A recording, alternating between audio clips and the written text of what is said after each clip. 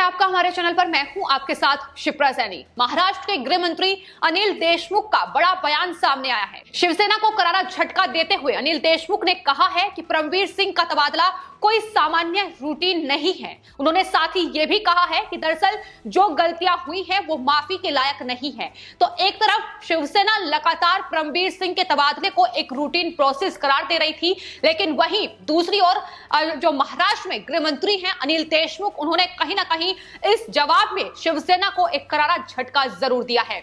लोकमत के एक इवेंट के दौरान अनिल देशमुख से जब महाराष्ट्र में चल रहे इस केस को लेकर सवाल किए गए तो इसके जवाब में अनिल देशमुख ने दो टूक ये कहा कि परमवीर सिंह का तबादला रूटीन ट्रांसफर नहीं है। पुलिस विभाग के प्रमुख होने के नाते उनकी जिम्मेदारियां बनती हैं और जो सचिन वाजे जिनकी गिरफ्तारी हुई है वो उनके सहयोगी हैं। ऐसे में उन्होंने कुछ गंभीर गलतियां की हैं और ऐसी गलतियां की हैं जिन्हें नजरअंदाज नहीं किया जा सकता है और यही वजह है कि उनका तबादला किया गया है। इस मामले में अब जो भी जांच में सामने आएगा आगे की कार्रवाई उसके हिसाब से की जाएगी। ये अनिल देशमुख ने दो टूक जवाब दिया है।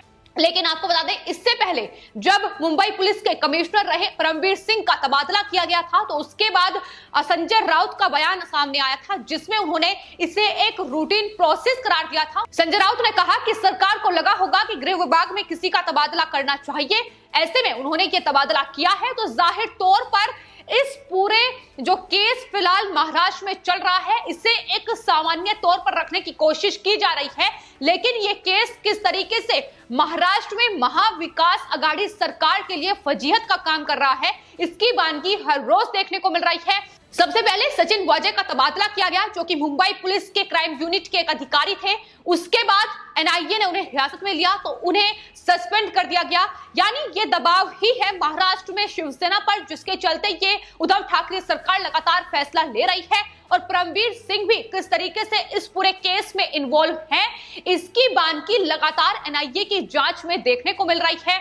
तमाम जो सबूत है उनके खिलाफ हाथों लग रहे हैं एनआईए के। इसके अलावा आपको बता दें एक इनोवा कार जो एनआईए ने हिरासत में ली है उसमें लगातार परमवीर सिंह से सचिन वाजे के सीधे संपर्क होने का दावा किया जा रहा है। सिर्फ इतना ही नहीं, जिस तरीके से लगातार एनसीपी के नेताओं के बयान सामने आ रहे हैं, ना सिर्फ अनिल देशमुख बल्कि इससे पहले भी नवाब मलिक का एक बयान सामने आया था जिसमें उन्होंने कहा था कि दरअसल मुंबई पुलिस के कमिश्नर जो है परमवीर सिंह उनके ये सहयोगी हैं, उनके ये मित्र हैं, ऐसे में उन्होंने इन्हें बहाल किया है नौकरी पर। तो इस तरीके से लगातार खुद के जो पूरी साजिश का ये हिस्सा है उसे छुपाने की कहीं ना कहीं कोशिश हो रही है। जहां एनसीपी अपने आप की जो छवि है उसे धूमिल नहीं करना चाहती है तो वहीं शिवसेना भी लगातार खुद को दूध का धुला बताकर और कहीं ना कहीं ये तमाम आरोप अब कहीं ना कहीं एनआईए जो जांच कर रही है, केंद्र सरकार जाहिर तौर पर एक केंद्रीय एजेंसी एनआईए है, ऐसे में उसके ऊपर मरने की कोशिश की जा रही है। लेकिन फिलहाल एनआईए की जांच का सिकंजा जिस तरीके से आगे बढ़ रहा है, लगातार एक के बाद एक बड़े खुलासे हो रहे हैं। लेकिन इस बीच अनिल देशमुख का यह बयान अपने आप में काफी अहम है क्योंकि शिवसेना को एक करारा झटका जरूर दिया है।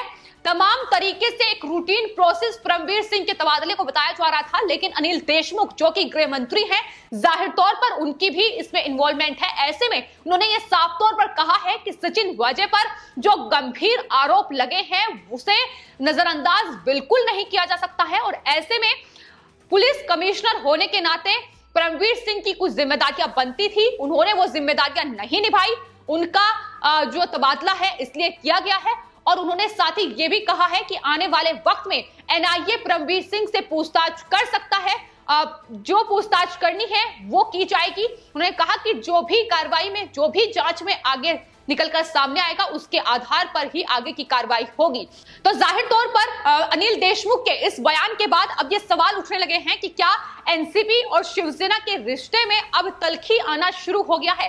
इसकी बानगी पहले भी देखी जा चुकी है कि किस तरीके से शरद पवार लगातार नाराज दिखाई पड़ रहे थे और उद्धव ठाकरे से मिलने का वक्त मांगा जा रहा था, लेकिन महाराष्ट्र के मुख्यमंत्री उद्धव ठाकरे शरद पवार को मिलने का वक्त नहीं दे रहे थे। कई दिनों के बाद उनसे मुलाकात हुई, लेकिन इस मुलाकात में किस तरीके से तल्खी दोनों नेताओं के बीच देखने को मिली। खबर यह थी कि शरद पवार दरअसल इस बात से नाराज हैं कि गृह मंत्रालय यानी गृह विभाग जो है महाराष्ट्र सरकार का, उसमें शिवसेना लगातार दखल अंदाजी कर रही है।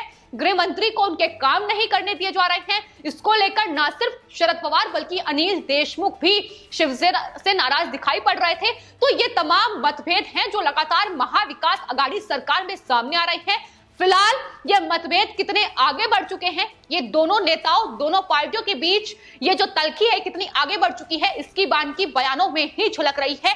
जहां शिवसेना परमवीर सिंह जो कि मुंबई पुलिस के कमिश्नर रहे हैं, जाहिर तौर पर शिवसेना ने इनके इशारों पर कई काम महाराष्ट्र में किए हैं। कई मुद्दों को कहीं ना कहीं छुपाने की कोशिश, दोषियों को बचाने की कोशिश लगातार महाराष्ट्र में महाविकास आघाड़ी सरकार की ओर से, उद्धव ठाकरे सरकार की ओर से पुलिस का इस्तेमाल करते हुए और खासतौर पर पुलिस अधिकारी सचिन वाजे और मुंबई पुलिस के कमिश्नर परमवीर सिंह के साथ मिलकर जिस तरीके से उन्होंने दोषियों को बचाने के लिए हर एक मामले में वो आगे बढ़े हैं, उसका ही अब ये नतीजा है कि एक के बाद एक इन तमाम अधिकारियों पर उन्हें दबाव में आकर शिकंजा कसना पड़ रहा है। संजय राउत ये कह रहे हैं कि दरअसल परमवीर सिंह को लेकर जो शंकाएं लगातार लोगों के मन में चल रही है, वो शंका पैदा करने की जरूरत नहीं है।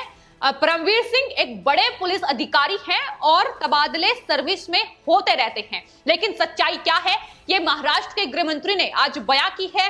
उन्होंने इसके अलावा यह भी कहा है कि दरअसल महाविकास आघाड़ी सरकार महाराष्ट्र में मजबूत है और ये सरकार 5 साल तक चलेगी। लेकिन कौन से मन से वो ये बोल रहे हैं ये तो उन्हें ही पता होगा, लेकिन फिलहाल जिस तरीके की तस्वीर महाराष्ट्र में निकलकर सामने आ रही है वो ये साफ तौर पर बयां कर रही है कि ये महाविकास आघाड़ी सरकार अब कुछ ही दिन की रह गई है। जिस तरीके से इन तमाम नेताओं के बीच लगातार मतभेद दिखाई दे रहा है, क्योंकि सचिन वाजे और परमवीर सिंह को बचाने की हर एक कोशिश इस वक्त महाराष्ट्र में शिवसेना की ओर से की जा रही है।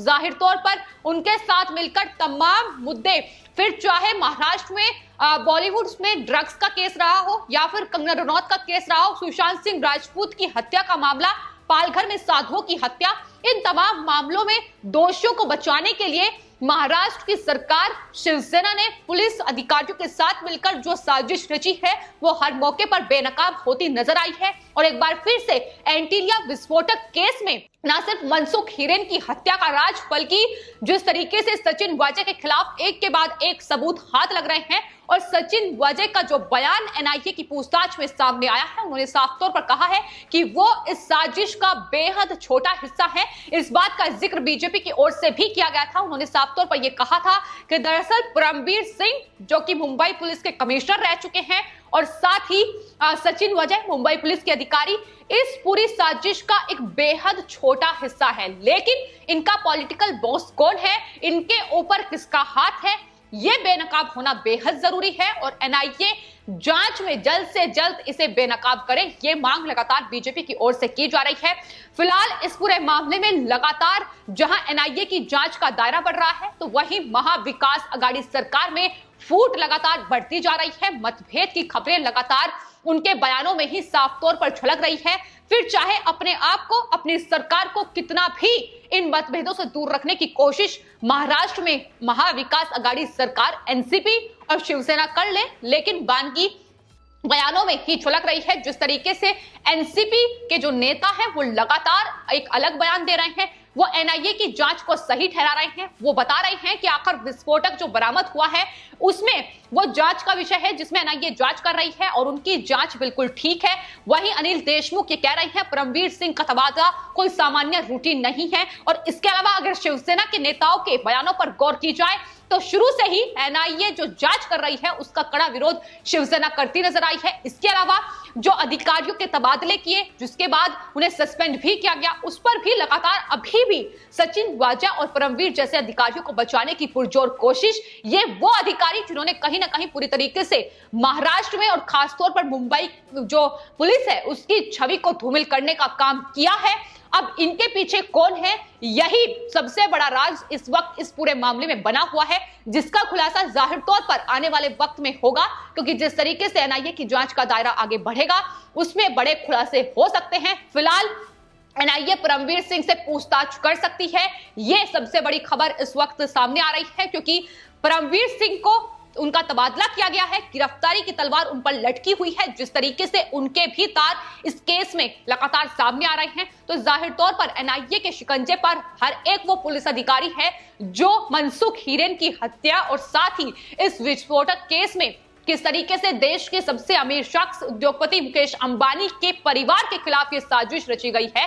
आखिर इसका मकसद क्या है, यही जानने की कोशिश लगातार एनआईए और महाराष्ट्र में बीजेपी पुरजोर तरीके से शिवसेना, एनसीपी और कांग्रेस पार्टी की गठबंधन की सरकार पर हमलावर नजर आ रही है और मांग हर एक उस सवाल के जवाब को जानने की जा रही है, जो सवाल इस पूरे केस में शुरू से उठ रहे हैं। अभी तक सिर्फ और सिर्फ सचिन वाजे की गिरफ्तारी हुई है, लेकिन महाराष्ट्र की जनता भी ये कह रही है कि आखिर परमवीर सिंह और शिवसेना के नेताओं पर शिकंजा कब कसा जाएगा, ये फिलहाल सबसे बड़ा सवाल इस पूरे केस में बना हुआ है। तो एक तरफ अनिल देशमुख महाराष्ट्र के गृह मंत्री, जिन्होंने अपने जवाब में शिवसेना को एक बड़ा झटका दिया है, लेकिन इस बीच बीजेपी नेता किरीट सोमैया ने ही इस पर सवाल खड़ा कर दिया है। उन्होंने कहा है कि दरअसल महाराष्ट्र के गृह मंत्री इस तरीके से जवाब देकर अपनी जिम्मेदारी से नहीं बच सकते हैं। मनसुख हीरेन की हत्या और मुकेश अंबानी जो बम केस है, उसमें दरअसल सचिन वाजे की क्या भूमिका है, ये उजागर जरूर होनी चाहिए। उसके लिए अनिल देशमुख और उद्धव ठाकरे दोनों ही बराबर के जिम्मेदार हैं। तो इस तरीके से लगातार अब निशाना अनिल देशमुख पर भी साधा जा रहा है, जिस तरीके से उन्होंने कहीं ना कहीं इस पूरे कांड में जवाब देकर अपनी जिम्मेदारी से पल्ला झाड़ा है। इस पर किरीट सोमैया ने उन्हें घेरा है। इसके अलावा आपको बता दें, कंगना रनौत भी लगातार अब इस पूरे मामले पर मुंबई पुलिस को घेरती नजर आ रही है। उन्होंने कहा है कि दरअसल परमवीर सिंह का जो तबादला हुआ है, उसमें यह साफ हो गया है कि किस तरीके से मेरे खिलाफ परमवीर सिंह ने षड्यंत्र रचा और जाहिर तौर पर कांग्रेस के इशारे पर काम किया गया। उन्होंने साथ ही यह भी लिखा है कि शिवसेना, जो कि मुंबई में महाराष्ट्र में शिवसेना है, उसका अंत अब उसकी शुरुआत हो चुकी है। तो लगातार अब परमवीर सिंह के तबादले को लेकर महाराष्ट्र सरकार घिरी हुई नजर आ रही है। एक और बीजेपी महाराष्ट्र सरकार पर हमलावर है, तो वहीं इस बीच महाराष्ट्र सरकार में ही जो मतभेद बढ़ रहे हैं, वो आखिर क्या आने वाले वक्त में महाराष्ट्र सरकार धराशायी होगी, यही इसको लेकर सवाल बना हुआ है। फिलहाल आपकी इस पूरे मामले पर क्या राय है, हमें कमेंट बॉक्स में जरूर लिखें और चैनल को सब्सक्राइब करें। धन्यवाद।